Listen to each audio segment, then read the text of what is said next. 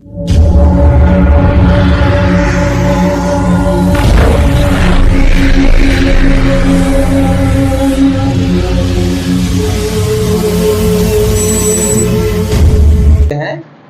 हम लोगों ने सबसे पहले क्या पढ़ा, डाइजेस्टिव सिस्टम, जिसके हिसाब से हम लोगों ने क्या किया कि फूड को लिया अपने बकल कैविटी में, उसको चेविंग किया, फिर वो स्टमक में गया, इंटेस्टाइन में गया, स्मॉल इंटेस्टाइन में, वहां पर डाइजेस्ट हुआ, और डाइजेस्ट होने के बाद वह आपके इंटेस्टाइन के अलग पार्ट में गया, अगले पार्ट में, जहां पर क्या हुआ, उसका एब्जॉर्प्शन हुआ, एब्जॉर्प्शन हो गया।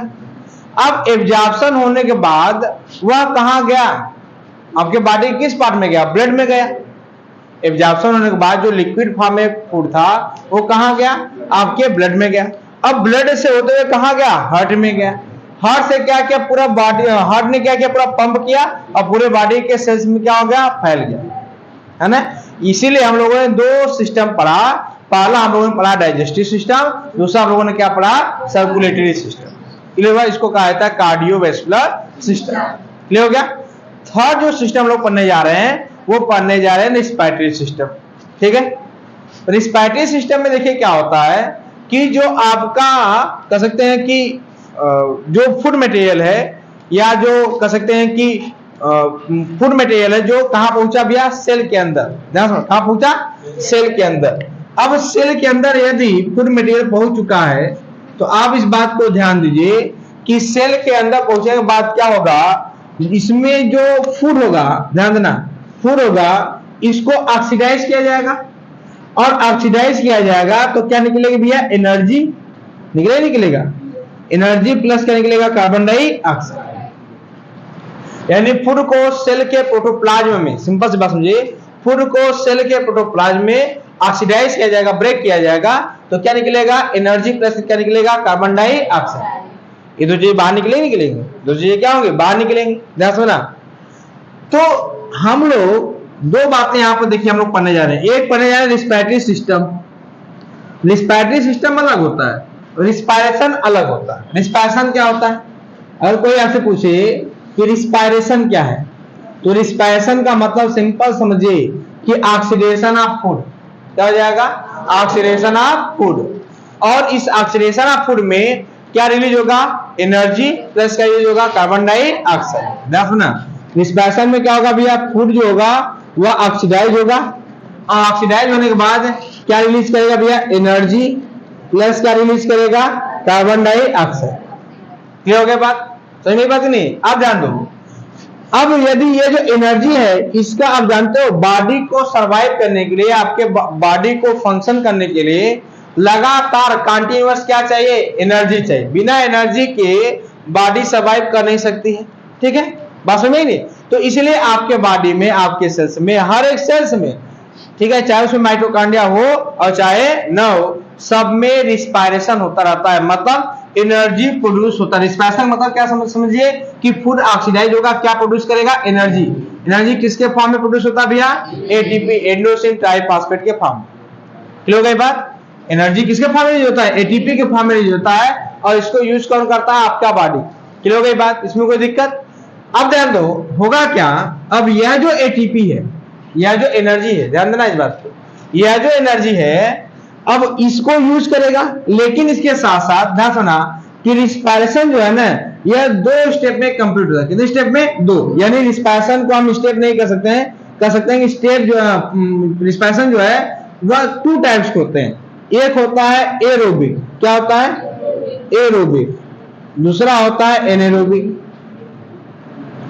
आप ध्यान दो, एनेरोबिक में क्या होगा, एनेरोबिक में क्या होगा, जो फूड होगा, फूड को इन अब्सेंस ऑफ ऑक्सीजन, यहां पर ऑक्सीजन की कोई जरूरत ही नहीं है, अब्सेंस ऑफ सीधे फूड ऑक्सीडाइज होगा और रिलीज करेगा क्या, एनर्जी प्लस क्या रिलीज करेगा, कार्बन डाइऑक्साइड। ठीक है, तो ऐसे ऑर्गेनिजम्स जहां पर एनएरोबिक रिस्पायरेशन होता है, यहां पर रिस्पायरेशन के लिए ऑक्सीजन का कोई रोल नहीं होता। ठीक है, और ऐसे बहुत सारे ऑर्गेनिजम्स जो एनएरोबिक रिस्पायरेशन करते हैं उनमें ऑक्सीजन की कोई जरूरत नहीं होती है। समझ में बात नहीं। और अगर कोई जरूरत नहीं है तो उनमें कोई रिस्पिरेटरी ऑर्गन या रिस्पिरेटरी सिस्टम भी क्या होता है, प्रेजेंट नहीं होता, यानी एब्सेंट होता है। समझ में बात नहीं भाई, जब ऑक्सीजन को ढोने की जरूरत नहीं है तो रिस्पिरेटरी ऑर्गन की जरूरत ही नहीं है। तो अभी रिस्पिरेटरी ऑर्गन का फंक्शन क्या अभी समझाते हैं हमको, लेकिन याद रखना कि ऐसे ऑर्गेनिज्म जिनमें एनाएरोबिक रिस्पिरेशन होता है उन मैक्सिमम में रिस्पिरेटरी सिस्टम या रिस्पिरेटरी ऑर्गन की जरूरत नहीं होती। ये हो गई बात। दूसरा क्या है एरोबिक रिस्पिरेशन। इसमें क्या होगा कि जो फूड होगा ना, इसको in presence of oxygen, oxygen के प्रेजेंस में बर्न किया जाएगा, और बर्न करने के बाद क्या प्रोड्यूस किया जाएगा, एनर्जी प्लस का प्रोड्यूस किया जाएगा कार्बन डाइऑक्साइड। तो ध्यान दो एरोबिक रिस्पिरेशन में यहां पर आप देखो किसकी रिक्वायरमेंट है, ऑक्सीजन की। क्लियर हुआ। अब एक बात बताइए, अगर ऑक्सीजन की जरूरत है तो यह ऑक्सीजन जरूरत किसको है, फूड को है, इन प्रेजेंस ऑफ ऑक्सीजन है, तो कहां होगा, सेल के अंदर होगा ना, ये क्या है, सेल है ना। तो अब बताइए, अब आपका बॉडी मल्टी सेलुलर है, तो बॉडी के हर एक सेल में ऑक्सीजन को पहुंचाने का किसी का काम होगा कि नहीं काम, कौन पहुंचाता है, बॉडी में ट्रांसपोर्ट का काम किसका होता है, ब्लड का होता है, जानते हो ना, किसका काम होता है, ब्लड का होता है। लेकिन ब्लड तक भाई ऑक्सीजन आपके बॉडी में तो है नहीं, ऑक्सीजन कहां है, इन्वायरमेंट में है। उस इन्वायरमेंट से ऑक्सीजन को आपके ब्लड तक पहुंचाने का काम किसका होता है, इसी रिस्पिरेटरी सिस्टम का।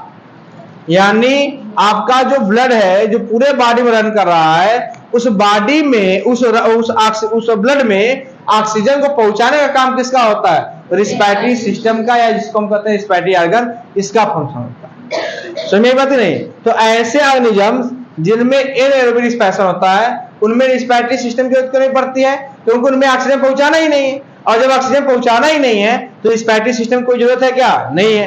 लेकिन ऐसे ऑर्गेनिज्म जो एरोबिक है उनमें क्या होता है, रिक्वायरमेंट होती है रिस्पिरेटरी ऑर्गन या रिस्पिरेटरी सिस्टम की, जो क्या करेगा, ऑक्सीजन को हर एक सेल तक पहुंचाने का काम करेगा।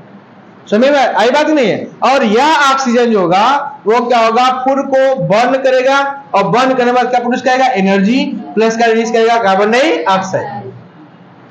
तो रिस्पिरेटरी ऑर्गन का दो काम होता है, एक होता है CO2 को ले जाना, मतलब बॉडी में पहुंचाना, ठीक है, किसको, ऑक्सीजन। एक काम क्या होता है, ऑक्सीजन को बॉडी में पहुंचाना, और दूसरा काम क्या होता है, जो CO2 प्रोड्यूस होता है इसको बॉडी से क्या करना, बाहर निकालना। तो रिस्पिरेटरी ऑर्गन के दो फंक्शन होते हैं, ठीक है, क्या, CO2 को ले जाना और कार्बन डाइऑक्साइड को क्या करना, बाहर निकालना। दोनों के दोनों एयर होते हैं, क्या होते हैं, एयर। दोनों क्या है, एयर है ना, गैस है ना, इन दोनों कमले में क्या कहते हैं, एयर कहते हैं। तो हम सीधे कहते हैं कि O2 को ले जाना और CO2 को क्या करना, ले आना, यानी दोनों गैस हैं, एयर हैं। इसलिए रिस्पिरेटरी ऑर्गन का काम होता है एयर एक्सचेंज करना। क्या करना, एयर एक्सचेंज। एक्सचेंज मतलब क्या होता है जानते हैं, आदान प्रदान करना, लेना और देना।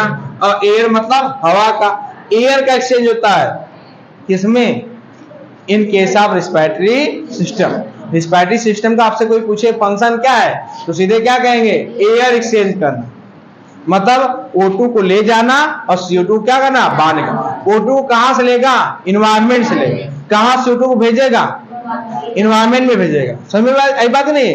तो हम लोग जैसे फॉर एग्जांपल यहाँ पर हम लोग है ना, तो लगातार एयर ले रहे हैं, नहीं ले रहे हैं, यह एयर कहां से ले रहे हैं, इन्वायरमेंट से, और लेकर कहां भर रहे हैं, लंग्स में। लंग्स क्या है, रिस्पिरेटरी सिस्टम ही तो है, समझ में बात नहीं। और उस लंग्स में जो CO2 उसको कहां कर रहे हैं, बाहर निकाल रहे हैं, कहां निकाल रहे हैं, इन्वायरमेंट। यही नहीं हो रहा है। तो आपके रिस्पिरेटरी सिस्टम का क्या फंक्शन है, एक्सचेंज ऑफ एयर, यही ना फंक्शन है। क्या करना, एयर को एक्सचेंज करना काम होता है। और इससे क्या होता है, यह जो एयर होता है जो लंग्स में भरेगा, यह लंग्स से कहां जाएगा, ब्लड में जाएगा, और ब्लड से क्या होगा, पूरे बॉडी में फैल जाएगा, और बॉडी के जो सेल्स होंगे उनके पास पहुंचेगा, और वहां पर क्या होगा, फूड को ऑक्सीडाइज किया जाएगा, और क्या प्रोड्यूस किया जाएगा, एनर्जी पर कार्बन डाइऑक्साइड। इस कार्बन डाइऑक्साइड को पुनः ब्लड क्या करेगा, अपने पास लेगा, और ब्लड लेकर कहां आएगा, लंग्स को देगा। लंग्स क्या करते हैं, उसको बाहर निकाल देते। तो सही तो है, सुनने की बात नहीं है, आ ना। यही क्या है, आपका रिस्पायरेशन है, और यही आपका है रिस्पिरेटरी सिस्टम। समझ ना। तो पहली बात क्या समझा आपने, रिस्पायरेशन होता क्या है। तो रिस्पायरेशन को कोई पूछे क्या है, तो सीधे कहे respiration is a biological process in which food are oxidized, produce energy and carbon dioxide. ठीक है, तो ये प्रोसेस है। इसमें क्या होता है भैया कि फूड का ऑक्सीडेशन होता है, जिसमें क्या रिलीज होता है भैया, कार्बन डाइऑक्साइड प्लस क्या प्रोड्यूस होता है, एनर्जी। एनर्जी को क्या कर लिया जाएगा, यूटिलाइज कर लिया जाएगा, और जो CO2 बचेगा वो क्या कर लिया जाएगा, बाहर निकाल दिया जाएगा। समझ बात नहीं आई बात ना। तो यह प्रोसेस क्या कहलाता है, रिस्पायरेशन। तो रिस्पायरेटरी सिस्टम क्या है, रिस्पायरेटरी सिस्टम वह ऑर्गन है या वह सिस्टम है जो ऑक्सीजन को या कहते हैं एयर को कहां लेके जाता है, ब्लड आपके बॉडी के अंदर, ठीक है, और बॉडी के अंदर से तो जो कार्बन डाइऑक्साइड को क्या करता है, बाहर निकालता है। तो ऑक्सीजन को ले जाता है और कार्बन डाइऑक्साइड क्या करता है, बाहर निकालता है। यह काम किसका होता है, रिस्पायरेटरी सिस्टम। यानी रिस्पायरेटरी सिस्टम एक कह सकते हैं कि इंटरमीडिएट ऑर्गन है between the environment and body. Body और इन्वायरमेंट के बीच में जो इंटरमीडिएट ऑर्गन है वो कौन है, रिस्पायरेटरी ऑर्गन है या रिस्पायरेटरी सिस्टम है। समझ में बात नहीं, कोई दिक्कत किसी को, कोई दिक्कत नहीं है ना। अब चलते हम लोग कि अलग अलग टाइप के एनिमल्स में, अलग अलग टाइप के एनिमल्स में किसमें किस टाइप से रिस्पायरेटरी सिस्टम या रिस्पायरेटरी ऑर्गन पाया जाता है और किसमें किस टाइप का रिस्पायरेशन होता है, ठीक है। तो जब हम बात करेंगे किसी भी दूसरे एनिमल्स की, तो आप समझिए सबसे पहले बात आती है यूनिसेलुलर की। तो जब हम यूनिसेलुलर की बात करेंगे तो वहां बात आएगा अमीबा, पैरामीशियम, यूरिना, इन सब की बात आएगी। समझ में बात नहीं है। तो देखो ध्यान से, जब इनकी बात आती है तो आप ध्यान दो, फॉर एग्जांपल अमीबा, अमीबा या दूसरे यूनिसेलुलर है, ठीक है। इनमें क्या होगा, ध्यान दो, ये यूनिसेलुलर होते हैं ना भैया, कैसे होते हैं, यूनिसेलुलर। ये इनका न्यूक्लियस हो गया। तो आप इसी प्रोटोप्लाज्म में क्या होगा, फूड प्रेजेंट होगा, है कि नहीं। और इस फूड को ऑक्सीडेशन के लिए क्या चाहिए, ऑक्सीजन। और इस बॉडी के चारों तरफ का जो एरिया है क्या है, इन्वायरमेंट ही तो है ना, क्या है, इन्वायरमेंट है, ये है ना, बोले इन्वायरमेंट है। और ये क्या हो गया आपका सेल्स। तो इन्वायरमेंट से सीधे क्या हो जाएगा, ऑक्सीजन आ जाएगा कहां, सेल के अंदर, by the process of diffusion. किसके द्वारा, डिफ्यूजन, यानी सामान्य मेथड द्वारा। क्योंकि इन्वायरमेंट में ऑक्सीजन ज्यादा है, सेल में इन्वायरमेंट क्या है, ऑक्सीजन क्या है, कम है, इसे ऑक्सीजन क्या होगा, हाई कह सकते हैं कि high concentration to lower concentration क्या कर जाएगा, मूव कर जाएगा। तो ऑक्सीजन कहां गया, सेल के अंदर। यहां पर फूड को ऑक्सीडाइज किया जाएगा और क्या बनेगा, एनर्जी प्लस क्या बन जाएगा भैया, कार्बन डाइऑक्साइड। यह कार्बन डाइऑक्साइड पुनः फिर नॉर्मली क्या हो जाएगा, बाहर निकल जाएगा।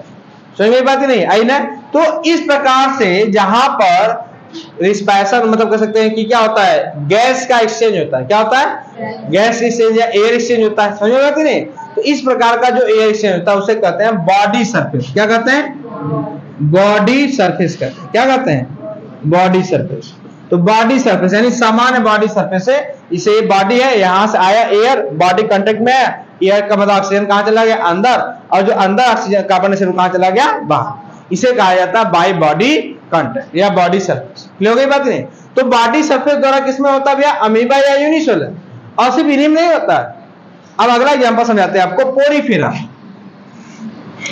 पोरीफेरा, पोरीफेरा जानते हैं ना, जो आपके स्कान होते हैं, साइकान होते हैं ना, लिकोसोरेनिया होते हैं, ये सब किसमें आते हैं, पोरीफेरा में। इनमें भी रिस्पायरेशन किसके होता है, बाय बॉडी सरफेस। क्लियर हो गया। अगला देखते हैं, पोरीफेरा की बात कौन होता है, सिलेंटेटा यानी नाइडेरिया। तो नाइडेरिया की जब हम बात करेंगे तो नाइडेरिया में भी क्या होता है, सेम बॉडी सरफेस से। यहाँ यानी यहाँ पर अभी तक कोई रिस्पायरेटरी ऑर्गन डेवलप नहीं। अब आगे आते हैं किसमें, प्लेटिहेल्मिन्थेस में। प्लेटिहेल्मिन्थेस में रिस्पायरेटरी ऑर्गन एब्सेंट होता है, क्योंकि कैसे रिस्पायरेशन करते हैं, एनारोबिक। कैसा करते हैं, एनारोबिक। तो वहां पर क्या एब्सेंट है। फिर आता है एस्केलमेंथेस, उसकी भी सेम कंडीशन है। फिर आइए अगला क्या आता है आपका, एनिलिडा। क्या आता है, एनिलिडा, जिसको हम लोग कहते हैं अर्थवर्म, केचुआ जो होता है। इसी में लीच भी आता है, जोग जो होता है इसी में आता है, ठीक है। तो इनमें जब आप आएंगे तो इसमें भी क्या होता है, देखो इसमें एक प्रॉपर वेल डेवलप कार्डियो वो होता है, वेस्कुलर सिस्टम होता है, क्लोज टाइप का। यानी पूरा का पूरा ब्लड जो है वो बंद नली में बह रही है। समझ में बात आई बात ही नहीं आ रही। लेकिन इसमें भी क्या होता है, बाय बॉडी सरफेस, यानी इस तरीके से होता है। ये आपका ब्लड वेसल्स, इसमें ब्लड फ्लो रहा है, ये आपका बॉडी सरफेस। ये सीधे ऑक्सीजन कहां गया, ब्लड वेसल्स में, और सीधे कार्बन डाइऑक्साइड कहां चला गया, आपके इन्वायरमेंट में। समझ में, यानी यहां पर भी सीधे बॉडी सरफेस द्वारा क्या हो रहा है, गैस का एक्सचेंज हो रहा है। ये बात समझ में आई बात नहीं है, किसमें हो रहा है, एनिडा, अर्थवर्म, केचुआ, लीच, इसमें। समझ में बात नहीं। अब देखो ध्यान से, अब अगला ऑर्गेनिज्म आता है, एक और ऑर्गेनिज्म होता है जिसमें बॉडी सरफेस द्वारा होता है, उस ऑर्गेनिज्म का नाम है एम्फीबिया यानी मेढक। जो एम्फीबिया का कौन सा है, मेढक है, फ्रॉग है। फ्रॉग में देखो दो स्ट्रक्चर होते हैं, लंग्स भी होता है, क्या होता है, लंग्स भी होता है, ठीक है। कुछ एम्फीबिया में गिल्स भी होते हैं। तो मेढक की जब हम बात करते हैं तो उसमें क्या होता है, लंग्स भी होता है, ठीक है, और उसके पास बॉडी सरफेस द्वारा भी होता है। फॉर एग्जाम्पल जब वो एयर में रहता है नॉर्मली तो कैसे रिस्पायरेशन करता है, बाई लंग्स, ठीक है। लेकिन जब वह मिट्टी के नीचे चला जाता है सीजन में, एडवांस कंडीशन में, है ना, समझ में आई बात नहीं, तो वहां पर तो एयर कम मात्रा में है ना, उसी मिट्टी में जो एयर उसी को लेना है, तो क्या होगा, धीरे धीरे अपने बॉडी सरफेस द्वारा ऑक्सीजन लेगा और कार्बन डाइऑक्साइड को क्या करेगा, रिलीज करेगा, है ना, जिसके वजह से उसके स्किन का जो क्रोमैटोफोर होता है, यानी जो कलर देने वाला प्रोसेस स्ट्रक्चर होता है, वह एक्टिव हो जाता है। इसीलिए जब वो मेढक बाहर निकलता है पहले सीजन बरसात के, तो एकदम पीला पीला पीला पीला होता है नहीं होता है, होता है ना, फिर बाद में धीरे धीरे उसका कलर क्या होता है, गायब हो जाता है। अब देखा है तो यह जो प्रोसेस है ये किसके द्वारा हो रहा है, फ्रॉग में भी हो रहा है, किसके द्वारा, बाय बॉडी सरफेस। तो बॉडी सरफेस सोचो कितना इंपॉर्टेंट है कि नॉर्मली देखे इतने ऑर्गेनिजम्स में, पोरीफेरा में, मतलब यूनिसेलुलर का है, पोरीफेरा, नाइडेरिया, एरिडा, और किसमें, एम्फीबिया में, फ्रॉग में किसके द्वारा हो रहा है, बाय बॉडी सरफेस। समझ में आई बात नहीं, आ रही बात है। अब देखते हैं हम लोग कि और जो ऑर्गेनिजम्स में बाकी किसमें होता है। एक आपका आता है आर्थ्रोपोडा यानी इंसेक्ट। इंसेक्ट में क्या होता है, इंसेक्ट में क्या होता है कि यहां पर जो रिस्पायरेशन होता है वो होता है बाई ए ट्यूब्यूल यानी नलिका द्वारा, जिसको हम लोग कहते हैं ट्रैकिया। क्या कहते हैं, जैसे हम लोग पास यहाँ पर ट्रैकिया है, दिख रहा है, ये क्या है, ट्रैकिया। वैसे ही पूरा का पूरा जो इंसेक्ट होता है उसके पूरे बॉडी में पाइप होता है, किसका, ट्रैक में पूरा पाइप होता है, जो एक तरफ से ऑक्सीजन लेता है और दूसरी तरफ क्या होता है, कार्बन से क्या होता है, बाहर निकलता है। उसमें लंग्स नहीं होता, बस क्या होती है, पाइप होती है। उस पाइप को हम लोग क्या कहते हैं, ट्रैकिया। तो हम कहेंगे कि आर्थ्रोपोडा यानी इंसेक्ट में रिस्पायरेशन किसके द्वारा होता है भैया, ट्रैकिया द्वारा होता है। किसके द्वारा होता है, ट्रैकिया द्वारा होता है। समझ बात नहीं है, आगे देखते हैं हम लोग। फिर आता है गिल्स। अब वो फीसेस किसमें आते हैं हम लोग, फीसेस, जो इंपॉर्टेंट है देखेंगे। फीसेस में जब आएंगे तो फीसेस में रिस्पायरेशन होता है किसके द्वारा, गिल्स द्वारा, किसके द्वारा, गिल्स द्वारा। अब ये गिल्स क्या होते हैं, इसको हिंदी में लोग क्या कहते हैं, गलफड़ा कहते हैं। क्या कहते हैं, गलफड़ा। गिल्स होता क्या है, उनका ये जो कह सकते हैं कि माउथ वाला पार्ट होता है, उसमें ना ऐसे एक कैविटी होती है, पोर होता है। तो एक तरफ से मतलब ब्लड वो आपका वाटर जाता है और दूसरी तरफ से वाटर क्या होता है, बाहर निकल जाता है। यानी इसी वाटर बॉडी के अंदर नहीं जाता है, आपके बगल कैविटी में एक तरफ गया, एक तरफ क्या हो जाएगा, बाहर निकल जाएगा, ऐसा प्रोसेस होता है। तो जहां से वाटर इंटर करता है और जहां से वाटर बाहर निकलता है, ठीक है, इंटर करना और आउट होना, बाहर निकलना, इन दोनों के बीच का जो एरिया है इसी को हम लोग कहते हैं गिल्स। क्या कहते हैं, गिल्स।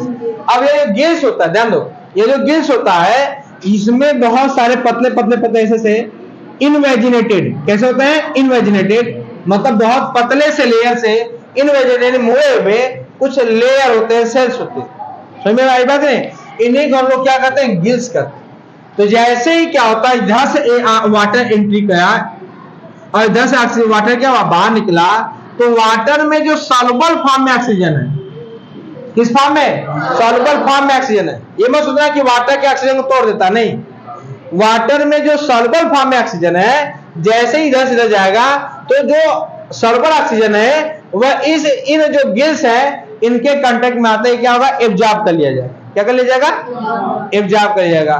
तो यहाँ पर रिस्पायरेशन या रिस्पायरेटरी सिस्टम क्या है, या क्या है, यहाँ पर गिल्स है। क्या है, गिल्स। तो in case of fishes respiratory organ क्या है आपका, गिल्स है। समझ में बात नहीं है, आई बात है। यानी यहाँ पर वाटर में जो सॉल्युबल ऑक्सीजन है उसको सक करने का मैकेनिज्म है, जिसको हम लोग क्या कहते हैं, गिल्स।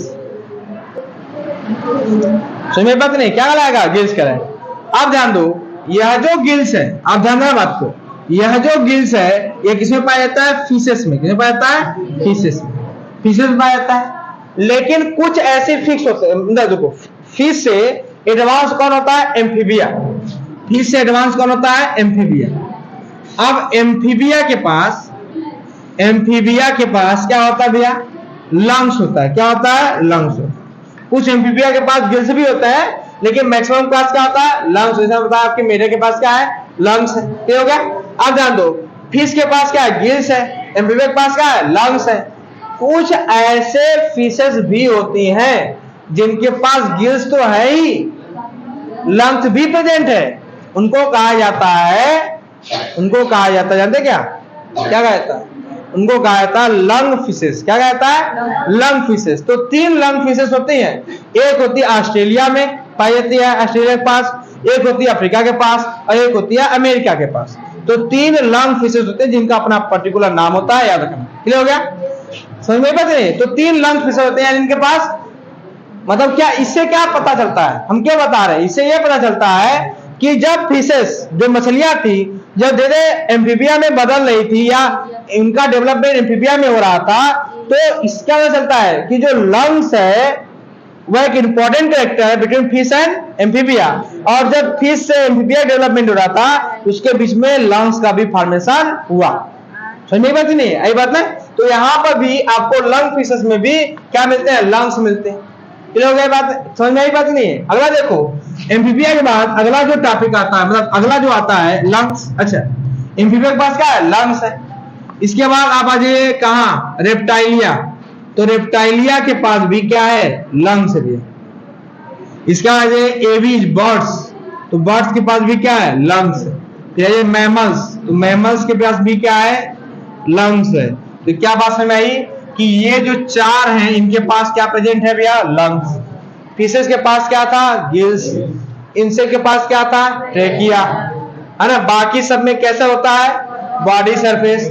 और जो नहीं है उसके पास होता ही नहीं है। समझ में बात नहीं है? आई बात नहीं? क्लियर हुआ? कोई दिक्कत नहीं ना? एक बात और, एक ऑर्गेनिज्म आता है स्पाइडर, जानते हैं स्पाइडर? स्पाइडर, एक और आता है स्कॉर्पियन, बिच्छी जो होता है। इन दोनों में एक स्पेशल टाइप का ऑर्गन पाया जाता है जिसको हम लोग कहते हैं बुक लंग्स। क्या कहते हैं? Book lungs. तो बुक लंग्स इसमें पाया जाता है भैया स्पाइडर और स्कॉर्पियन। कुछ नहीं होता, लंग्स की तरह होता है, लेकिन मतलब लंग्स इसका नाम रखा गया है, लेकिन होता किसकी तरह? किताब की शेप का होता है, बुक के शेप का होता है। इसे क्या नाम रखा गया? Book lungs. समझ में बात नहीं? क्या रखा गया नाम? Book lungs. क्लियर हुआ? कोई दिक्कत किसी को? इतनी बात समझ में आई नहीं? तो किस एनिमल में कैसा पाया जाता है? रिस्पायरेटरी ऑर्गन क्या होता है? रिस्पायरेशन क्या होता है? सारी चीज समझ में आ गई? बोल जल्दी। दिक्कत नहीं है ना? चल।